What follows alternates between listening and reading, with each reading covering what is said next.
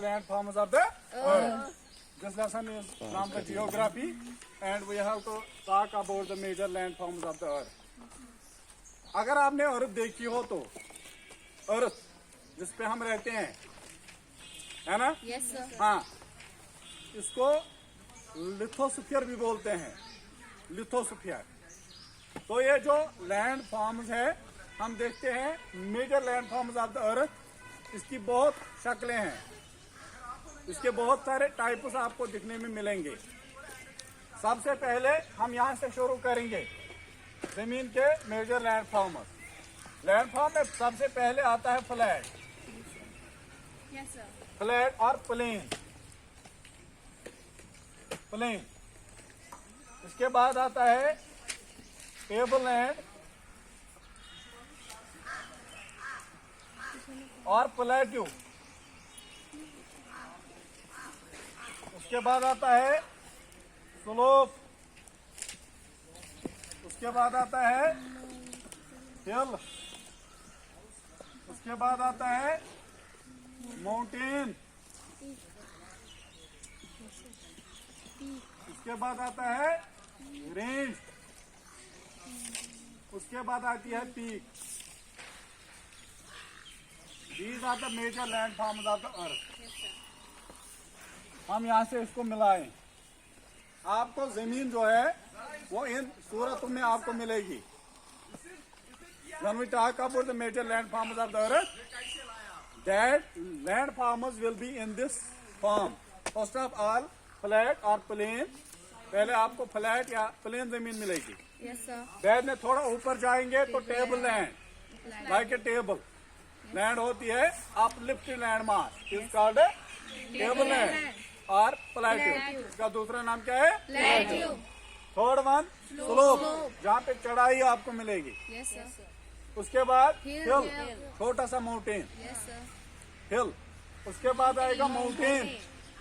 उसके बाद range, Yes, sir. Continuous mountains are called range और is called range, like Himalayan mountain range. Yes, sir. उसके बाद peak, Yes, sir. Mountain काल बाल इतन बाल क्यों।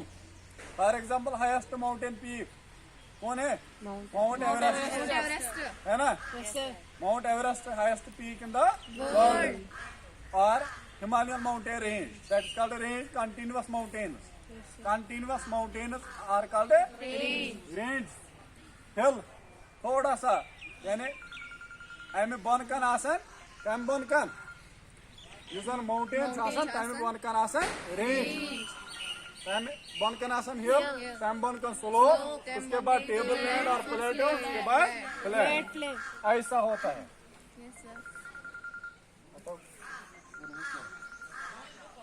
ये है हमारी जमीन का नक्शा। Yes, तो हम पढ़ेंगे अलग अलग फ्लैट में क्या होता है, टेबल लैंड कहाँ पे होती है, स्लोप क्या हो, उसके बाद हिल, उसके बाद माउंटेन, उसके बाद रेंज और उसके लास्ट पर पीक। ये एंड होता है मेजर लैंड फॉर्म में, एंड पीक होती है। और सबसे निचला वाला हिस्सा जो फ्लैट है, फ्लैट के बाद ये क्रस्ट ऑफ द अर्थ जो होता है, इसको लिथोस्फीयर बोलते हैं। लेकिन इसमें दो चीजें आपको याद रखनी है। एक होगा continental crust, Yes, sir. Continental Everest. Crust, और दूसरा हो गया ओशनिक क्रस्ट।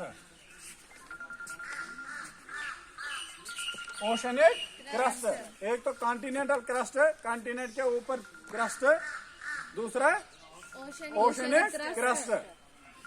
कॉन्टिनेंटल क्रस्ट क्या हो, जो कॉन्टिनेंट होता है, continents are 7, Yes, sir. Continents are 7 in the world. Asia, Africa, North America, South America, Antarctica, Europe and Australia. These are the 7 continents of the world, and in these 7 continents of the world, there are in total 193 countries of the world. दुनिया में आज present दुनिया में 193 countries है, वो इन्हीं 7 continents पे रहती है। कॉन्टिनेंट को क्या, continent means portion of land, huge land mass is called continent.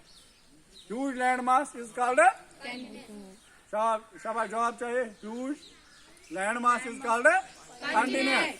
But एक कॉन्टिनेंट में बहुत सारी कंट्रीज रहती है। एक कॉन्टिनेंट, बिगेस्ट कॉन्टिनेंट जो है वो एशिया है। Asia. Biggest and largest continent of the world sir. Is Asia and most populous continent of the world that is called Asia. Asia. और इन कॉन्टिनेंट्स के बगैर और भी लैंड मास है, लेकिन वो ओशनिक क्रस्ट में आता है। आपने ओशन कभी देखा है? ओशन जो होता है, जो deepest point of the world है, Yes, sir. ये है highest point of the world, peak, Yes, sir. है ना? और deepest point of the world Ocean. Ocean. But Oceanus मज कुस अगर पैसिफिक ओशन वो दुनिया में largest and biggest ocean is called Pacific ocean. हाँ, तो उस पैसिफिक ओशन में एक ट्रेंच है, उसका नाम है Marina trench. Yes, sir. Marina trench, Marina trench is the deepest point of the world. गहराई वाला पॉइंट, गहराई वाला पॉइंट। लेकिन अगर आपने ओशन देखा होगा तो ओशन के 3 हिस्से होते हैं। ये ओशन है, ये है कॉन्टिनेंटल क्रस्ट, यहाँ पे कॉन्टिनेंटल क्रस्ट, ये है सी लेवल, सी लेवल, सी लेवल समंदर की लेवल है। Yes, sir. और ये है ocean bed, ocean Bad. Bed. और ये है मीन सी लेवल, जहां पे बीच में हम मीन सी लेवल, जहां पे ओशन के 2 हिस्से किए जाते हैं, मीन करते हैं, mean Yes, sir. Total length of the ocean, total deepness of the ocean, उसके 2 हिस्से जहां पे होते हैं, that is called mean sea level. और जहां पे जमीन से, कॉन्टिनेंट से दरिया गिरता है, किसमें? ओशन में, उसको बोलते हैं सी लेवल। और ओशन भी किसी चीज पे है, ओशन मत हवास मत, ओशन भी किसी चीज पे है, अर्थ पे ही है। लेकिन ओशन से ओशन बेडस पे आसान, तब ओशन बेड कैसे वनान? Ocean bed. फिक्र तोरा तो Yes, sir. वहीं अगर वो Himalayan mountain ranges, Himalayan mountain ranges, Himalayan mountain ranges पे पीक्स है, that is covered with the snow throughout the year. Yes, sir. उस पे स्नो साल में होता है in the form of the glaciers, glacier की फॉर्म में ओशन होता है, सॉरी ये ग्लेशियर होता है। जब बर्फ गिरती है तो वहां पे ग्लेशियर बनता है। जब ग्लेशियर बनता है और these mountain peaks are covered with snow throughout the year, Yes, sir. that is called, this mountain range is called, Himalayan mountain range is called abode of the snow, abode of the Snow. और वहां से दरिया निकलते हैं, बहुत सारे दरिया। many of the rivers originate from the Himalayan mountain range because that is covered with the snow throughout the year। Yes, sir. उसमें साल में स्नो पड़ता है, या वहाँ पे ग्लेशियर्स होते हैं, और धीरे धीरे जब टेम्परेचर इंक्रीज होता है वो मेल्ट होते हैं। जब वो मेल्ट होते हैं ग्लेशियर्स, तो जब ये पिघलने लगते हैं, यहाँ से दरिया निकलना शुरू होता है। और इस दरिया को बहुत सारा सफर करना पड़ता है, लास्ट में ओशन में गिरता है। Ocean में गिरता है। ठीक है तारा? Yes, sir. वो दरिया पे वसन हेराई, दरिया कहाँ बन खचन हेर कौन Yeah. समझ आ तो? Yes, sir. और दरिया यहाँ से मैंने एग्जाम्पल दी है हिमालयन माउंटेन रेंज की, जहाँ पे स्नो होता है in the form of glacier when temperature increases and that glacier melts, और वहाँ पे दरिया निकलता है। इस दरिया को समंदर तक बहुत सफर करना पड़ता है। तो यहाँ से जब दरिया आता है, इसको पहले माउंटेन पीक्स को पास करके बाद में हिल सिचुएशन पे ये आता है, उसके बाद ये स्लोप से आता है, उसके बाद टेबल लैंड और प्लेट्यू से, उसके बाद फ्लैट में से जाके ओशन में। जो भी दरिया आप देखते हो तो वो माउंटेन से निकल के कहाँ पे आता है? ओशन में। लेकिन इसमें आपको एक प्रोसेस याद रखनी है, that is called hydrological cycle और water cycle. What? Water hydrological cycle, cycle. or we can say simply water cycle. Water Cycle. hydrological cycle or water cycle. Water consistently changes its form Yes, sir. from liquid to gas. Yes. Yes. From liquid to Yes. अगर हम winter की बात करेंगे, फिर कश्मीर का climate देखेंगे, तो यहाँ पे हमें 3 फॉर्म में वाटर देखने को मिलेगा। और जब ये जम जाता है तो इसमें जब ग्लेशियर बनता है या आइस जब बनता है इसका, तो ये वाटर जो है ये अपनी फॉर्म को चेंज करके लिक्विड से सॉलिड बनता है। Yes, sir. अगर मैं किसी के ऊपर वाटर का गिलास फेंकूं Yes, sir. तो कुछ नहीं। कोई टेंशन नहीं, पीएंगे इसमें, समझो। Yes, sir. अगर सुई वाटर गिलास आइस बनो, वाटर कर चेंज पाने फॉर्म इनटू आइस, पत लगा कोशिश में खून में। खून वैसे ना। Yes, sir. उसके बाद जब टेम्परेचर इंक्रीज होता है तो ये वाटर बॉडीज जो होती है, specially ocean, the mighty ocean of the world, और वहां पे ये लिक्विड जो है इसको वाटर वेपर बनता है। Water consistently changes form from liquid to gas, from liquid to Yes. फिक्र सकता ना। Yes, sir. वाटर साइकिल की डिफिनेशन कुछ ऐसी है, water consistently changes its form from liquid to gas. जब ये लिक्विड टू गैस बनता है तो फिर क्या होता है, इसको अचूना बहा खाता, समझो।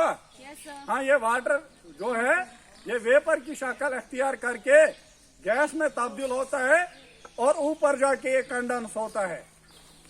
ये ऊपर जाके क्या होता है, कंडेंसेशन जिसको बोलते हैं। Yes, sir.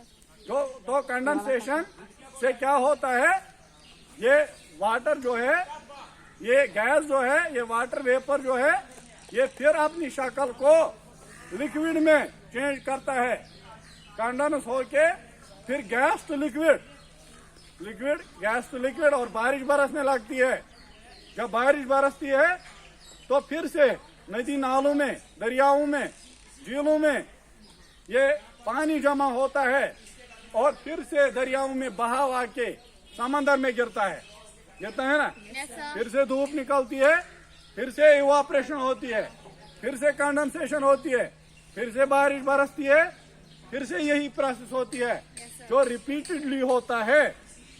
जो प्रोसेस रिपीटेडली होती है उसको साइकिल बोलते हैं। क्या बोलते हैं? Cycle. तो सुनो उसको साइकिल टोर है। साइकिल टोर ये पे स्टार्ट गसन तोतनी वातन बे same is the case with the water cycle है। तो ये इवापोरेशन के जरिए वाटर साइकिल होता है, मतलब रिपीटेडली होता है, तो इसको हम वाटर साइकिल और हाइड्रोलॉजिकल साइकिल बोलते हैं। But there are some ill effects that cause drought during a long period of the time, और कुछ देर में बारिश नहीं बरसती है। जैसे now we are facing today crisis of the water everywhere, Yes, sir.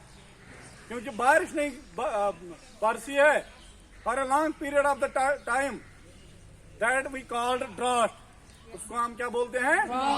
Dau gas मानन कौशिक पर खुशिक साली जिसको बोलते हैं।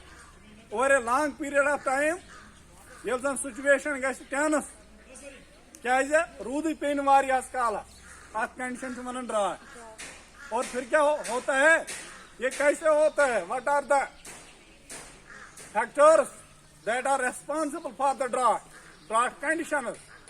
तो ये कैसे होता है, ये इसलिए होता है कि human beings are responsible.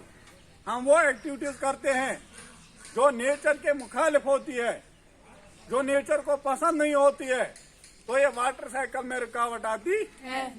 Tara water cycle में रुकावट आती है। तो कैसे we have cutting down of the forest, हमने डिफॉरेस्टेशन की है, हमने जंगलों में से बहुत सारे दरख्त काट दिए हैं, हमने पोल्यूशन किया है। we are running various types of the factories and that may pollute the atmosphere, that may cause the air pollution. उसे एयर पोल्यूशन होता है.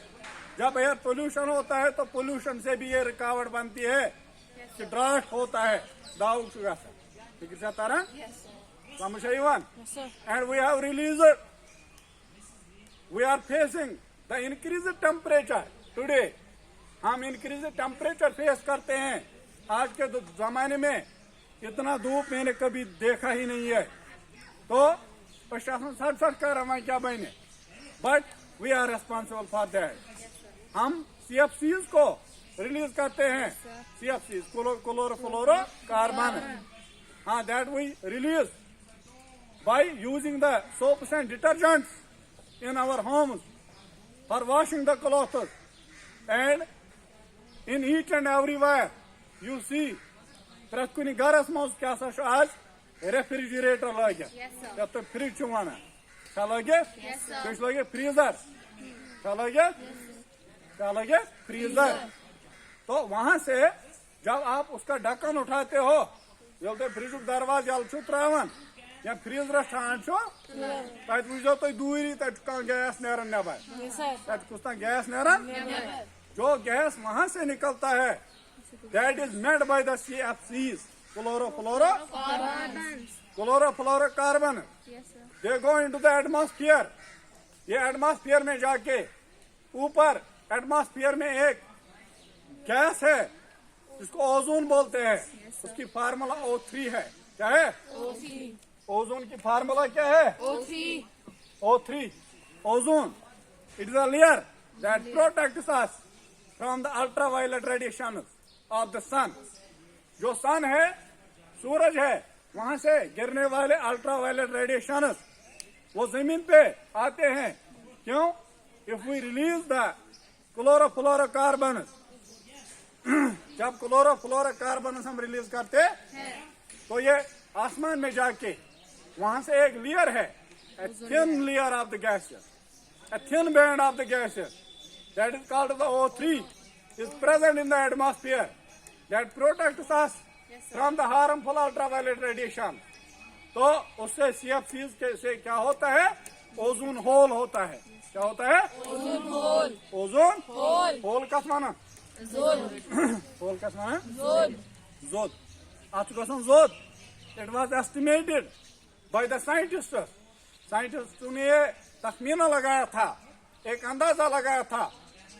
और बहुत पहले 1972 में साइंसदानों ने प्रूव किया था कि अगर CFCs हम ज्यादा रिलीज करेंगे ओजोन लेयर जो है उसको नॉर्दर्न हेमिस्फीयर में एक होल हुआ है तचाक जोत गुमो. और ये होल जब होगा अगर हम कंट्रोल नहीं करेंगे तो ये होल बढ़ेगा.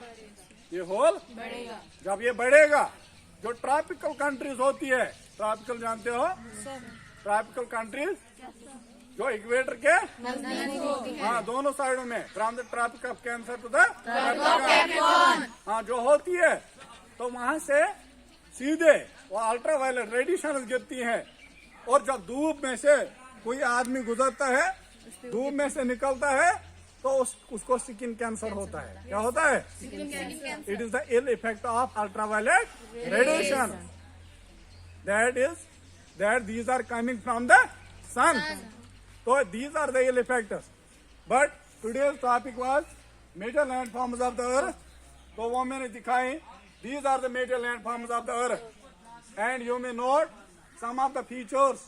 You may see if from the flat when we go upper reaches, when we go into a hill station, into the mountain or in the peak or in slope or in the tableland, you may see the differences in the temperature also, because as we go higher cooler it makes. जितना भी हम ऊपर जाएंगे तो वहां से सर्दी लगेगी. जितना हम नीचे आएंगे वहां से ज्यादा गर्मी होगी. बिकॉज निचले वाले इलाकों में कंसंट्रेशन ऑफ कार्बन डाइऑक्साइड ज्यादा होती है. That's all.